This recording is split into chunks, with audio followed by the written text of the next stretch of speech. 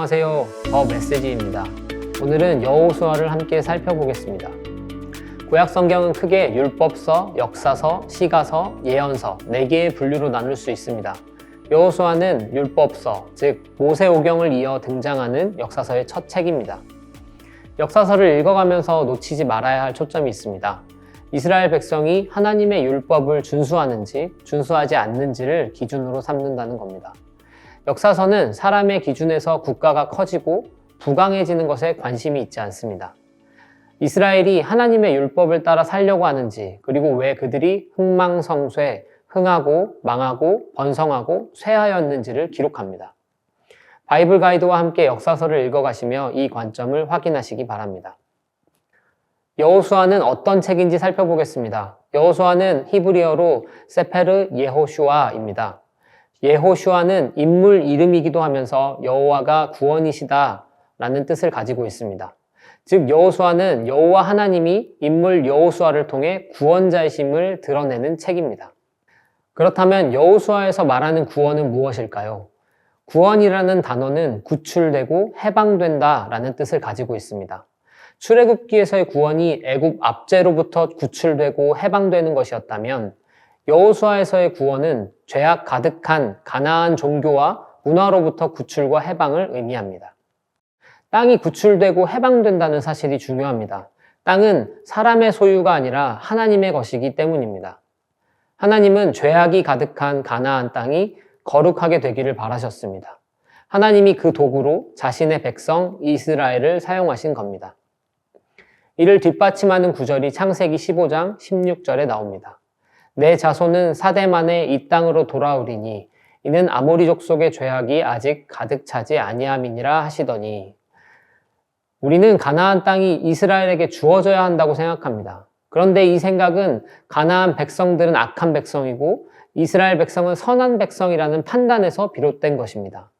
오히려 여호수아를 읽어보면 아시겠지만 여호수아는 이 이분법을 해체하는 방식으로 기록되고 있습니다.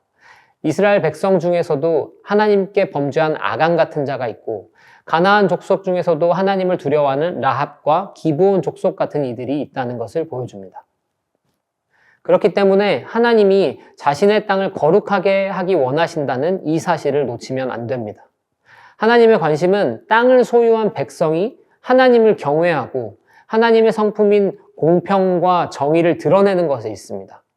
만약 이스라엘만이 배타적으로 가나안 땅을 소유해야 한다면 하나님은 아모리 족속의 죄악이 가득 차도록 기다리시거나 이스라엘이 광야에서 40년간이나 방황할 필요가 없습니다. 하나님은 정복 자체에 관심이 있으신 것이 아니라 이 과정을 통해서 하나님의 거룩하심이 드러나기를 바라십니다. 여호수아에 나오는 전쟁은 이런 맥락에서 살펴봐야 합니다. 전쟁이 어떤 모양이었는지에 대해서는 다양한 갑론을박들이 있습니다. 그런데 오히려 성경은 전쟁이 사람에게 속한 것이 아니라 하나님께 속하였다는 사실을 끊임없이 강조합니다. 전쟁이 어떤 모양이었건 이스라엘 백성은 그들의 힘이나 그들의 의로움으로 전쟁을 한 것이 아닙니다. 하나님께서 가나안을 그들에게 넘기셨고 하나님이 가나안 족속을 심판하셨다는 사실에 주목하는 것이 중요합니다.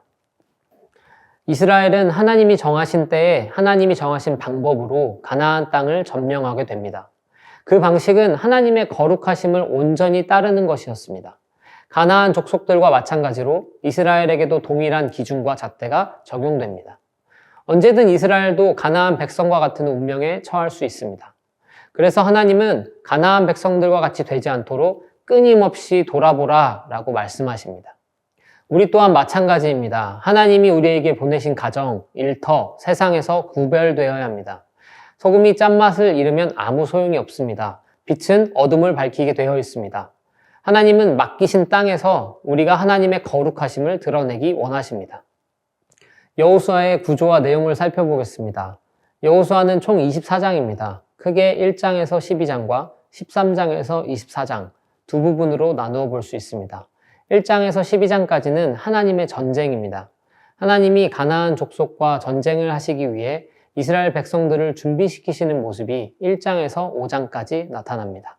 라합을 예비하시고 요단강을 마르게 하시며 적진 한가운데에서 할례를 하십니다. 그들은 일련의 일들을 겪으며 이 전쟁이 하나님의 전쟁임을 믿게 되었을 겁니다. 하나님만이 모든 일의 주관자이심을 고백하게 하십니다. 다음으로 6장에서 12장까지는 가나안 땅 정복이 이루어집니다. 가나안 중부지방인 여리고와 아이를 정복하고 남부지방과 북부지방을 차례로 정복합니다. 여리고 성을 계속 도는 전투에서부터 압도적인 군사력에도 패배했던 아이성 전투는 정복의 과정 또한 하나님이 전쟁의 주인이심을 증언하고 있습니다. 하나님의 마음과 뜻이 가장 중요하게 서술됩니다. 이어서 13장에서 24장까지는 하나님의 다스림이라는 주제로 깨어집니다. 하나님이 가나안 땅을 어떻게 다스리시기 원하시는지를 보여줍니다. 13장에서 19장까지는 지파별로 제비를 뽑아 가나안 땅을 분배합니다. 이때 분배하는 땅은 이스라엘이 정복한 땅뿐 아니라 정복하지 못한 땅도 포함됩니다. 이제 각 지파에게 허락된 땅은 그들이 정복해서 다스려야 할 땅이 된 것입니다. 하나님은 가나안의 문화와 종교가 가나안 땅에서 뿌리 뽑히길 원하셨기 때문입니다. 20에서 24장까지는 하나님의 다스림이 구현되기 위한 기반을 다지고 있습니다. 하나님이 정하신 도피성과 레위인의 성읍을 지정하고 르우벤, 갓, 므낫세 반지파가 앳제단을 세웁니다. 그들이 요단 동편으로 가더라도 나머지 지파들과 동일한 하나님의 백성임을 기억하는 제단이었습니다. 마지막으로 이스라엘이 하나님만을 선택하고 섬기겠다며 하나님과 세겜 언약을 맺습니다. 하나님의 주권적인 다스림을 받는 언약 백성이라는 사실만이 가나안 땅을 다스릴 수 있는 조건이기 때문입니다. 여호수아를 통해 우리는 하나님이 어떤 분이신지를 다시금 배우게 됩니다. 하나님은 당신이 하신 약속을 신실하게 이루어 가시는 분이십니다. 하나님은 우리가 당신보다 앞서가기를 원치 않으시며 오직 하나님만 의지하기를 원하십니다. 그래서 하나님은 우리에게 이렇게 명령하십니다. 이 율법책을 내 입에서 떠나지 말게 하며 주야로 그것을 묵상하여 그 안에 기록된 대로 다 지켜 행하라. 그리하면 내 길이 평탄하게 될 것이며 내가 형통하리라. 하나님의 말씀을 의지하는 자만이 강하고 담대할 수 있다고 성경은 증언합니다. 이제 여호수아를 직접 통독하시며 하나님이 진정 나의 삶의 주인이심을 확인하실 차례입니다. 여호수아 통독에 하나님의 은혜가 함께 하시기를 소망합니다.